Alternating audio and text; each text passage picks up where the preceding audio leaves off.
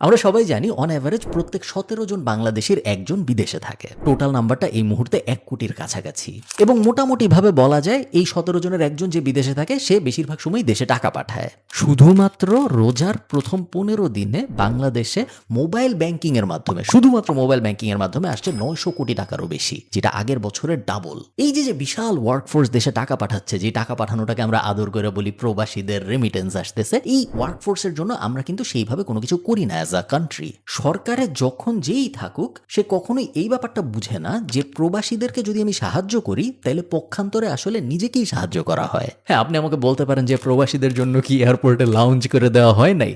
হইছে, বাট যে প্রবাসী এয়ারপোর্ট পর্যন্ত যাইতে পারছে সে লাউঞ্জ না থাকলেও বিদেশে চলে যেতে পারবে, বা ঢাকা এয়ারপোর্টে অ্যাটলিস্ট কেউ কফি খাওয়া এনজয় করতে যায় না। আমাদের কাজ করতে হবে আরেকটু ফান্ডামেন্টাল লেভেলে, এমন লেভেলে যাতে একটা উইন উইন সিচুয়েশন ক্রিয়েট হয়, যে উইনের এক পাশে থাকবে প্রবাসীরা এবং অন্য পাশে থাকবে রাষ্ট্র। এই ভিডিওতে আমি ওইরকমই গুরুত্বপূর্ণ কিছু কাজের কথা বলবো যে কাজগুলো করা হলে আমার মনে হয় অ্যাজ আ রাষ্ট্র বাংলাদেশেরও অনেক উপকার হবে এবং প্রবাসীদের তো উপকার হবেই। চলুন শুরু করা যাক। আচ্ছা, ভিডিওতে যাওয়ার আগে যেহেতু প্রবাসীদের নিয়ে কথা, এই কারণে গ্রামীণ ফোনের একটা নতুন প্রোডাক্টের সাথে আপনাদের পরিচয় করায় দেই। যারা প্রবাসী তাদের জন্য গ্রামীণ ফোন প্রথমবারের জন্য নিয়ে এসেছে এনআরএম বা প্রবাসী প্যাক। এই প্যাকের অনেক সুবিধা।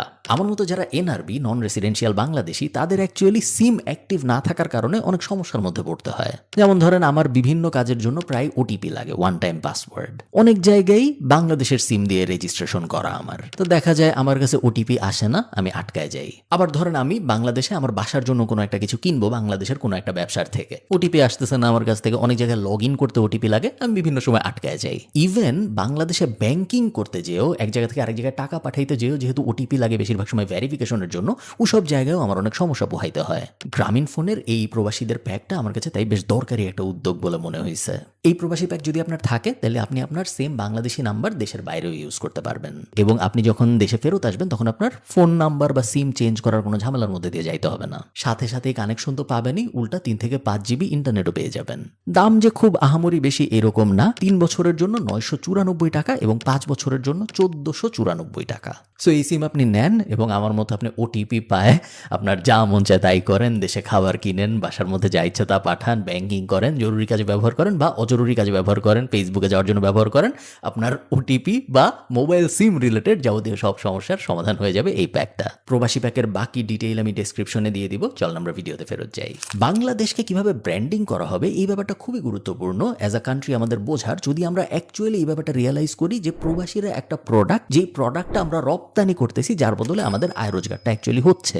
বিভিন্ন দেশ তাদের ওয়ার্কফোর্সকে খুব স্পেসিফিক্যালি আপনি খেয়াল করলে দেখবেন বিভিন্নভাবে ব্র্যান্ডিং করে। যেমন ইন্ডিয়াকে বলা হয় back end workforce of the tech world. তার কারণ কি? আমেরিকায় ম্যাকডোনাল্ডস এর কাস্টমার সাপোর্টে যদি আমি ফোন দিই দেখা যাবে বেঙ্গালুরুর একজন ওই ফোনটা ধরছে। এটা কিন্তু হঠাৎ করে হয় নাই, এভাবে ইন্ডিয়া ব্র্যান্ডিং করে করে নিজেদের ডেভেলপ করছে যে তোমরা তোমাদের মতো ব্যবসা বাণিজ্য করো, তোমাদের যখন ব্যাক এন্ডে টেক সাপোর্ট দরকার হবে, তোমাদের যখন ব্যাক এন্ডে কাস্টমার সাপোর্ট দরকার হবে, তখন কিন্তু আমরা এইখানে বেঙ্গালুরুরে বসে, দিল্লিতে বসে এই সাপোর্টটা তোমাদের দিতে পারবো। ওদের ব্র্যান্ডিংটাই ওরা ওইভাবে করছে। ফিলিপিনের দিকে আপনি যদি তাকান, ফিলিপিন কাস্টমার সাপোর্টের জন্য বিখ্যাত, ইংলিশ স্পিকিং কান্ট্রি হিসেবে ওরা বিখ্যাত, কম খরচে ভার্চুয়াল অ্যাসিস্ট্যান্ট দেওয়ার জন্য ওরা বিখ্যাত। কিভাবে হয়েছে? আন্দাজে হয়ে যায়নি বা কেউ হঠাৎ করে আবিষ্কার করে নাই। অ্যাজ আ কান্ট্রি খুব অর্গানাইজড ওয়েতে onlinejobs.ph লঞ্চ করে, এই লঞ্চ করে, ওই লঞ্চ করে ওরা ঠিক করছে যে আমাদের কান্ট্রির ওয়ার্কফোর্সকে আমরা ব্র্যান্ডিংই করবো এইভাবে। আনফরচুনেটলি বাংলাদেশে যেহেতু ওইভাবে কখনো অ্যাক্টিভলি ব্র্যান্ডিং এর কাজকর্ম করা হয় নাই, মার্কেটই ডিসাইড করে দিছে যে আমাদের দেশটা কি হিসাবে পরিচিত হবে এবং খুব ভালো কিছু হিসাবে আমাদের দেশ পরিচিত হয় নাই। আমাদের দেশ পরিচিত হয়েছে কম খরচে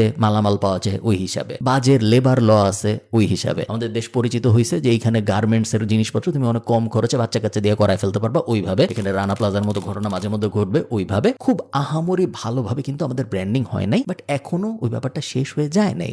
সবসময় ব্র্যান্ডিং নতুন করে করা যায়। আমরা যারা মার্কেটিং এর ছাত্র, আমরা যারা বিজনেস নিয়ে পড়াশোনা করি, আমরা সবাই জানি যে আপনি সবসময় নতুন করে আবার ব্র্যান্ডিং করতে পারেন। হ্যাঁ, আপনার হয়তো সময় লাগবে 5 বছর, সময় লাগবে 10 বছর, বাট ব্র্যান্ডিং নতুন করে করা যায় এবং বাংলাদেশের এই ব্র্যান্ডিং করাটা ইমিডিয়েটলি শুরু করা উচিত। আমার মতে আমাদের যেহেতু হার্ড স্কিলের অভাব আছে, সফট স্কিল বেশি আছে, আমরা যেহেতু সার্ভিস ওরিয়েন্টেড একটা কান্ট্রি, আমাদের ব্র্যান্ডিংটাও ওই অ্যাঙ্গেলে হওয়া উচিত। আমাদের ব্র্যান্ডিংটা এইভাবে বলা উচিত সরকারের বা অ্যাজ আ কান্ট্রি পুরো আমাদের দেশের, যে আমরা সবচেয়ে হার্ড ওয়ার্কিং ওয়ার্কফোর্স দেই যারা ম্যানেজারিয়াল ক্যাপাবিলিটিতে অনেক স্ট্রং। এটা হওয়া উচিত আমার মতে আমাদের ব্র্যান্ডিং। আমি জানি না আপনাদের কি মনে হয়, আপনারা আমাকে কমেন্টে জানান। 2 নম্বর যে জিনিসটা ইমিডিয়েটলি আমাদের করা উচিত আমাদের প্রবাসীদের জন্য, সেটা হলো টার্গেটিং বেটার ক্লায়েন্টস। দেখেন, আমরা যারা বিজনেসের বুঝি বা বেসিক বুঝি, তারা আমরা সবাই জানি যে আপনি যত ভালো ক্লায়েন্ট টার্গেট করবেন আপনার রেভিনিউ পোটেনশিয়াল তত বাড়বে। বাংলাদেশ আনফরচুনেটলি কান্ট্রি এই মুহূর্তে সবচেয়ে বেশি শ্রমিক পাঠায় মিডল ইস্টে, এবং মিডল ইস্টের যদি আপনি অ্যাভারেজ আওয়ারলি রেট দেখেন তাহলে ওটা কিন্তু খুব বেশি না। আসলে কাতারের আওয়ারলি ওয়েজ অ্যাভারেজে $1.3, কুয়েতের আওয়ারলি ওয়েজ অ্যাভারেজে $1 কম। ইউএই যেটা এত বড়লোকি চাকচমকপূর্ণ দেশ, এই বড়লোকি দেশেরও কিন্তু আওয়ারলি ওয়েজ মাত্র $0.85, 85 সেন্ট। অন্যদিকে আপনি দেখেন ক্যানাডায় $27, অস্ট্রেলিয়ায় $22, ইভেন জাপানেও $9। আমি কি বুঝাইতে চাইতেছি, আমি খুব সিম্পল একটা জিনিস বোঝাতে চাচ্ছি। আমি যদি একজনকে দুবাইয়ে পাঠাই এত কষ্ট করে, সে 10 ঘন্টা যদি দুবাইয়ে যায় কাজ করে, তাহলে আমার ইনকাম হবে অন অ্যাভারেজ $10। আমি যদি আরেকটু বেশি কষ্ট করে 10 গুণ কষ্ট করেও ওই সেম মানুষটাকে অস্ট্রেলিয়া পাঠাইতে পারি এবং তারপরে সে যদি 10 ঘন্টা কাজ করে, তাহলে আমার ইনকাম হবে প্রায় $250 কাছাকাছি। সো আমার ইনিশিয়াল ইনপুট অফ ওয়ার্ক হয়তো একটু বেশি হচ্ছে, বাট আমার রিটার্ন এক্সপোনেনশিয়ালি অনেক অনেক অনেক বেশি হচ্ছে। এটা বোঝা অত জটিল ব্যাপার না। এবং এই কারণেই যদিও মিডল ইস্টের মার্কেটে অ্যাক্সেস করা সহজ, তারপরেও আমরা যদি একটু কঠিন মার্কেটগুলা যেগুলো অ্যাক্সেস করে একটু কঠিন, তারপরেও ওগুলোর উপরে যদি আমরা ফোকাস করতে পারি, তাহলে ওগুলা যখন মানুষ ইভেন্চুয়ালি যাবে, তখন আমাদের যে রিটার্ন আসবে সেই রিটার্নটা হবে এক্সট্রাভ্যাগেন্ট। আমি বলতেছি না যে আমরা মিডল ইস্টের মার্কেটের কথা ভুলে যাব বা আমাদের এস্টাবলিশড মার্কেট যেগুলো আছে ওগুলোর কথা ভুলে যাব, তা না, বাট একই সাথে আমরা অন্য মার্কেটগুলা বড় লোকি ক্লায়েন্টগুলোর দিকেও মনোযোগ দেওয়া শুরু করব। থার্ড জিনিস যেটা নিয়ে আমার মনে হয় কেউ কখনো কথা বলে নাই, সেটা হইল ease of doing business for NRBs in Bangladesh. দেখেন, ইজ অফ বিজনেস ইন্ডেক্স বলে একটা জিনিস আছে, যে কোন দেশে ব্যবসা শুরু করা কত সহজ, এটার একটা ইন্ডেক্স হয়, পাসপোর্টের যেরকম ইন্ডেক্স হয় ওই রকম। এবং এই ইন্ডেক্সে বাংলাদেশ সবসময় অনেক পিছানো থাকে। বাংলাদেশে ব্যবসা শুরু করা বেশ কষ্টের একটা কাজ। এখন আপনি চিন্তা করেন, একজন প্রবাসী, সে মিডল ইস্টে গেছে বা সে জার্মানি গেছে, যেখানে মন চায় সে গেছে, সে আয় করা শুরু করতেছে। তার আয়ের একটা অংশ সে বাংলাদেশে পাঠাচ্ছে তার পরিবারের কাছে। তার পরিবার ওটা দিয়ে কি করতেছে? তার পরিবার ওটা দিয়ে ভরণ পোষণের কাজকর্ম করতেছে, বাচ্চা স্কুলে যাচ্ছে, জামা কাপড় কিনতেছে, খাবার দাবার কিনতেছে। এই তার পরিবার কিন্তু ওই টাকাটা ভেরি রেয়ারলি, বা তারা হয়তো কখনো বাড়ি টাড়ি বানাচ্ছে, এই পর্যন্তই, এর বাইরে তো কখনো যায় না তারা। তার পরিবার কিন্তু খুবই রেয়ারলি একটা সিনারিও আসবে যেখানে তার পরিবার এই টাকাটা বিজনেসে ইনভেস্ট করতেছেন না। এই কারণে ওই টাকাটার যে আরো মাল্টিপ্লায়ার হওয়ার সুযোগ ছিল, সেই সুযোগটা ওখানেই বন্ধ হয়ে যাচ্ছে। এখন যিনি প্রবাসী, সে কিন্তু অনেক ট্যালেন্টেড একটা মানুষ, সে কিন্তু অনেক জ্ঞানী একটা মানুষ। সে গাধা গুধা হইলে কিন্তু সে প্রবাসে যায় এত আয় রোজগার করে এক দেশে থাইকা আর এক দেশের মানুষকে সাপোর্ট দিয়ে চলতে পারতো না। সে পারে দেখেই সে প্রবাসী হইছে। এই লোকটাকে যদি আপনি কিছু এক্সট্রা সাপোর্ট দেন যেন সে বাংলাদেশে একটা বিজনেস শুরু করতে পারে, তাহলে কিন্তু একটা বিশাল উইন উইন সিচুয়েশন সৃষ্টি হয়। এইটা রেমিটেন্স বেসড ইনভেস্টমেন্ট দিয়ে হইতে পারে, এইটা রেমিটেন্স দেয় যারা, তাদের জন্য আলাদা ইনভেস্টর পুলের মাধ্যমে হইতে পারে। সরকারি ইনভেস্টমেন্টের যদি কোনো অ্যাঙ্গেল থাকে, তাহলে ওইখানে রেমিটেন্স যারা পাঠায় তাদের আলাদা অ্যাক্সেসের কোনো একটা অ্যাঙ্গেল হইতে পারে, অথবা বেসিক অ্যাঙ্গেল যে আপনি প্রবাসী, আপনি একটা ব্যবসা শুরু করতে চান, আপনার জন্য এই আলাদা লগুলা, আপনার ট্রেড লাইসেন্স লাগবে না, হয়তো আপনার প্রবাসীর যে কার্ড আছে ওইটা দিয়ে আপনার হয়ে যাবে। এরকম অনেক কিছু করা সম্ভব। মূল গোল হলো একজন প্রবাসী, তার এক্সট্রা কিছু আয় হচ্ছে ওই দেশে, এই টাকাটা তার ভরণ পোষণ সবকিছু হয়ে গেছে পরিবারের, এক্সট্রা টাকাটা সে দুবাইয়ের কোনো একটা ব্যাংকে বা দুবাইয়ে তার বালিশের নিচে না রেখে কোন একটা বিজনেসে খরচ করুক বাংলাদেশে, যাতে করে বাংলাদেশের ওই বিজনেসটা বড় হইলে এই প্রবাসীর টাকাটাও বাড়ে, একই সাথে ওই বিজনেসটার কারণে আরো 10 জনের ইনকাম হয়, আরো 10 জনের এমপ্লয়মেন্টের সুযোগ সৃষ্টি হয়। 4 নাম্বার, এটা আমাদের গভর্নমেন্টের এনশিওর করতেই হবে, যে গভর্নমেন্টই আসুক, সেটা হলো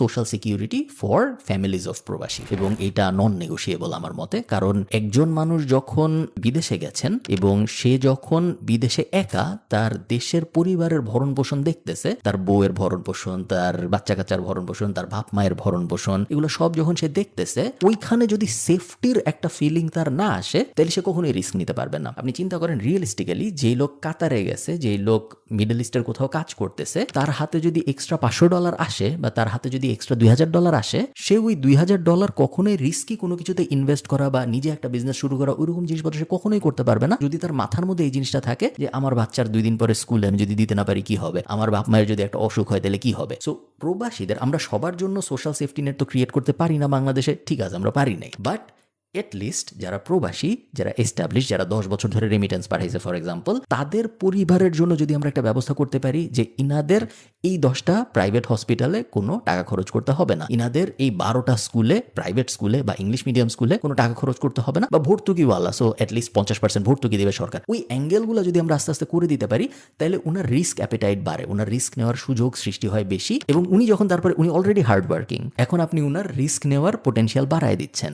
এই দুইটা ডেডলি কম্বিনেশন, এবং এই দুইটা যদি আপনি করতে পারেন আপনার আর কিছু করতে হবে না। উনি নিজেই বিজনেস দাঁড় করায় ফেলবে, উনি নিজেই ইন্টারেস্টিং সব প্রজেক্টে ইনভেস্ট করবে, উনি নিজেই উনার ওই 10 টাকা কিভাবে 100 টাকা করতে হয় সেটা সবকিছু নিজেই বাইর করে ফেলবে। সরকারের আলাদা করে কিছু করতে হবে না, সরকারের খালি বাইরের এই সাপোর্টগুলো দিতে হবে যেন উনার মাথার মধ্যে একটা ফিলিং অফ সেফটি আসে। আপনি একটা ভয়ঙ্কর জিনিস খেয়াল করে দেখেন, ফিলিপিনে মানুষ যারা প্রবাসী এটার সংখ্যা হলো মাত্র 2 মিলিয়ন, 20 লাখ। এই 20 লাখ মানুষ বছরে রেমিটেন্স পাঠায় ফিলিপিনে 40 বিলিয়ন, এবং বাংলাদেশের থেকে ফিলিপিনের রেমিটেন্স বেশি। অন্যদিকে বাংলাদেশের প্রবাসীর সংখ্যা 10 মিলিয়ন, 1 কোটি, কিন্তু এই 1 কোটি মানুষ মিলে রেমিটেন্স পাঠায় 25 বিলিয়নের মতো, ফিলিপিনের থেকে 15 বিলিয়ন কম, এবং 25 বিলিয়নও একদম মানে কষ্ট করে একদম রেকর্ড হয়ে যায় যখন এটা হয়, নিউজ হয়ে যায় রেকর্ড সংখ্যক রেমিটেন্স আসছে। সো 25 বিলিয়ন রেগুলারলি হয় এরকম না। আমাদের থেকে 8 মিলিয়ন কম মানুষ নিয়ে, 80 লাখ মানুষ কম নিয়ে আমাদের থেকে 15 বিলিয়ন বেশি রেমিটেন্স পাঠাচ্ছে ফিলিপিনের মতো একটা দেশ। সমস্যাটা কি? মূল সমস্যা একটাই, যেটা আমরা সবাই জানি এবং এটা নিয়ে অনেক কথাবার্তা হয়, বাট অ্যাকচুয়ালি কোনো কিছু হয় না। সেটা হলো স্কিল্ড মানুষজন বিদেশে না পাঠানো। স্কিল্ড মানুষ যখন আমরা পাঠাচ্ছি না, যখন আমরা র্যান্ডম একজন মানুষকে বিদেশে পাঠিয়ে দিচ্ছি, মালয়েশিয়া, দুবাই ইত্যাদি ইত্যাদি, তখন সবার লস। ওই মানুষটার লস, ওই মানুষটার একটা খুব সুন্দর জীবন হইতে পারতো, এখন আর তার হবে না। একবার যখন সে চলে গেছে তখন আর তাকে শিখানো পড়ানোর সুযোগ নেই, সে একটা সাইকেলের মধ্যে চলে গেছে, ওভাবেই তার জীবন শেষ, তার জীবন পুরোপুরি ধ্বংস। আমাদেরও লস, বাংলাদেশের অ্যাজ আ কান্ট্রি লস, কারণ এর কাছ থেকে অনেক কিছু পাওয়ার সুযোগ ছিল যেটা এখন আর আমরা কোনোদিনও পাবো না, কারণ আমরা তারা অলরেডি পাঠাই দিছি। এইখানেই একটা লাস্ট সাজেশন আছে আমার, সাজেশনটা একটু অদ্ভুত, বাট তারপরেও আপনারা শুনেন, আমার মনে হয় এই সাজেশনটা কাজ করবে। আমার মতে ইন্টার পরীক্ষার পরে বাংলাদেশে একটা ভোকেশনাল ইউনিভার্সিটি থাকা উচিত। এই ইউনিভার্সিটিটার কাজই হবে এই ইউনিভার্সিটিটার স্টুডেন্টদের পড়াশোনা করায়, বিভিন্ন স্কিল শিখায়, স্কিল্ড লেবার ভিসায় বিদেশে পাঠানো। ইউনিভার্সিটির মডেলই এইটা। মানুষ ইন্টার পরীক্ষা দিবে, এরপরে তারা এই ভোকেশনাল ইউনিভার্সিটিতে জয়েন করবে।